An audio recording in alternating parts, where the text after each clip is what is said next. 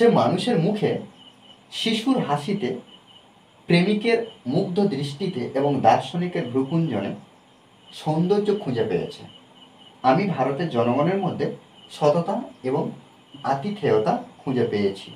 দেখো, এক্ষেত্রে আমাদের একটা ট্রান্সলেট করতে হলে একটা বাক্যকে সবথেকে গুরুত্বপূর্ণ বিষয় কি, ভার্ব, ক্রিয়া আর সাবজেক্ট খুঁজে বার করা। প্রথমে আমরা সাবজেক্ট নেব, তারপরে আমরা ভার্ব, অর্থাৎ প্রথমে সাবজেক্ট বসাতে হবে, তারপর ভার্ব, তারপরে অবজেক্ট বা আদার্স ওয়ার্ড বা কমপ্লিমেন্ট অফ দ্য সেন্টেন্স। দেখো, একটু বুঝে নিই বিষয়টা। সাবজেক্ট কোনটা? সে। ভার্ব কোনটা? খুঁজে পেয়েছে। সে খুঁজে পেয়েছে। কি খুঁজে পেয়েছে? সৌন্দর্য। দেখো, প্রথমে আমরা সাবজেক্ট বসাবো, তারপরে ভার্ব অর্থাৎ ক্রিয়া, কাজ। সে খুঁজে পেয়েছে। কি খুঁজে পেয়েছে? সৌন্দর্য খুঁজে পেয়েছে। কোথায় কোথায় কোথায় সৌন্দর্য খুঁজে পেয়েছে? মানুষের মুখে, শিশুর হাসিতে, প্রেমিকের মুগ্ধ দৃষ্টিতে এবং দার্শনিকের ভ্রুকুঞ্জনে। ভ্রুকুঞ্জনে। দেখো, তাহলে এইভাবে আমরা ট্রান্সলেট করব। অর্থাৎ এখানে হি ব্যবহার করতে পারি বা সি ব্যবহার করতে পারি। হিটা হলো আমরা ছেলেদের ক্ষেত্রে ব্যবহার করি হি, আর মেয়েদের ক্ষেত্রে আমরা কি করি? সি ব্যবহার করি। তাহলে হি, সে খুঁজে পেয়েছে। অর্থাৎ কোনো কাজ হয়ে গেছে, এইমাত্র হয়ে গিয়েছে বোঝালে আমরা কি করি? প্রেজেন্ট পারফেক্ট টেন্সে ব্যবহার করি। প্রেজেন্ট পারফেক্ট টেন্সে। আর যখন পারফেক্ট টেন্সে ব্যবহার করব, তখন আমরা কি করব? সাবজেক্ট অনুযায়ী হ্যাভ আর হ্যাজের মধ্যে যে কোনো একটা নিয়ে আসবো। তাহলে এখানে subject third person singular number, সেক্ষেত্রে আমরা হ্যাজ ব্যবহার করব, হি হ্যাজ। আর খোঁজা ইংরাজি কি? ফাইন্ড মানে খোঁজা। আর যেহেতু হ্যাজ আর হ্যাভ আছে, এর পরে সবসময় হ্যাজ বা হ্যাভের পরে আমরা সবসময় কী করি না, V3 বসাই, অর্থাৎ past participle of the main verb. Main ভার্বের 3 নম্বর ফর্ম, ভার্বের 3 নম্বর ফর্ম। তাহলে হি হ্যাজ ফাইন্ড থেকে এখানে 3 নম্বর ফর্ম হয়ে যাবে ফাউন্ড। হি হ্যাজ ফাউন্ড, সে খুঁজে পেয়েছে। কি খুঁজে পেয়েছে? সৌন্দর্য।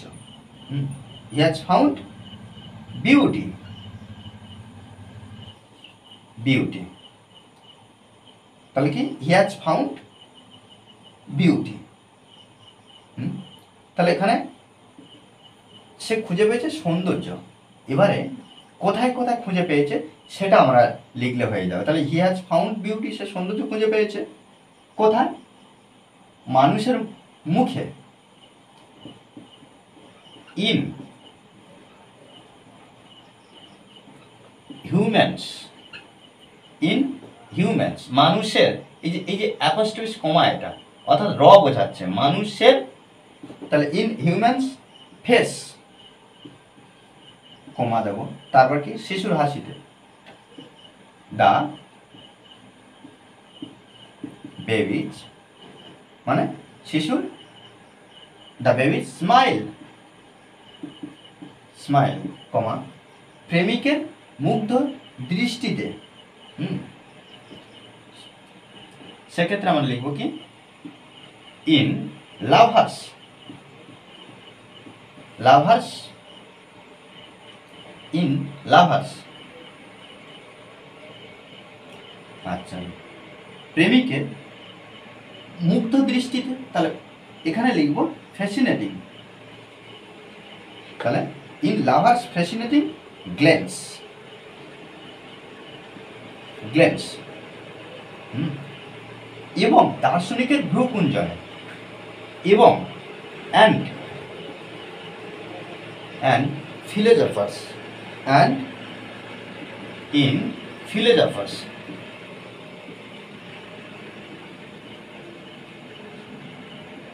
Philosophers, in philosophers view.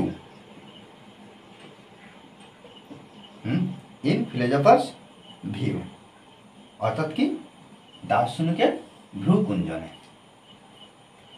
ওকে, দেখো তাহলে প্রথমে সাবজেক্ট বসিয়েছি, তারপর আমরা টেন্স অনুযায়ী হি হ্যাজ ফাউন্ড, সে খুঁজে পেয়েছে। কি খুঁজে পেয়েছে? বিউটি খুঁজে পেয়েছে, সৌন্দর্য খুঁজে পেয়েছে। কোথায় কোথায় খুঁজে পেয়েছে সেটা আমরা কিন্তু সুন্দরভাবে পাট পাট করে কমা দিয়ে লিখলাম। এইভাবে কিন্তু আমাদেরকে প্র্যাকটিস করতে হবে। তারপর কি, আমি ভারতের জনগণের মধ্যে সততা এবং আতিথ্যতা খুঁজে পেয়েছি। একইভাবে সাবজেক্ট কোনটা? আমি, আমি খুঁজে পেয়েছি, খুঁজে পেয়েছি, আই ফাউন্ড। আচ্ছা, পেয়েছি, এখানে এটাও কিন্তু পারফেক্টে লিখতে হবে। আই হ্যাভ ফাউন্ড, ফাউন্ড, তাহলে আই হ্যাভ ফাউন্ড, আমি খুঁজে পেয়েছি। কি খুঁজে পেয়েছি? আমি খুঁজে পেয়েছি। আচ্ছা, কোথায় খুঁজে, যে স্থানটা, এখানে যেমন স্থানটা কোথায় কোথায় তিনি সৌন্দর্য খুঁজে পেয়েছে সেই যে স্থানগুলো শেষে লিখেছে, ঠিক তেমনিভাবে এখানে দেখো আমি খুঁজে পেয়েছি, আমি খুঁজে পেয়েছি। কি খুঁজে পেয়েছি?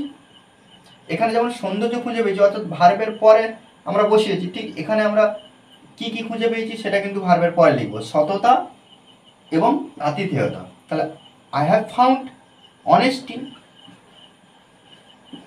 I have found honesty and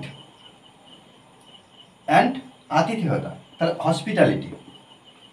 কোথায়? এবারে দেখো কোথায় পেয়েছি, না ভারতের জনগণের মধ্যে, ভারতের জনগণের মধ্যে।